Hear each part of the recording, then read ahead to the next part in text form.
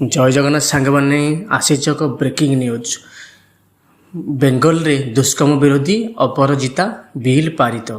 हाँ आज्ञा, training doctor को दुष्कर्मी और हत्या मामला को नहीं चली व्यापक आंदोलन मध्य ऐतिहासिक अपराजिता बिल पारित करिसेंती पश्चिमबंग सरकार।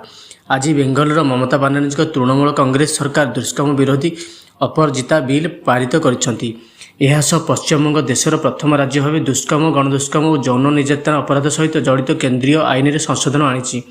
विधानसभा अपराजिता बिल पारित होगा पर राज्यपाल सीवी आनंद बोस एवं राष्ट्रपति द्रौपदी मुर्मू पाखक पठाଯିव। उभयों अनुमोदन पर बिल आईन में परिणत हो।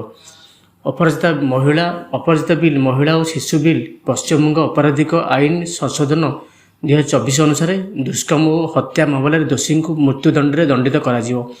व्यतीत दुष्कर्म मामलें दोषी सब्यस्त हेले बिना परल सह आजीवन कारादंड में दंडित कर 10 दिन मध्य मामलें विचार कर दोषी को फांसी दंड में दंडित कर व्यवस्था रही।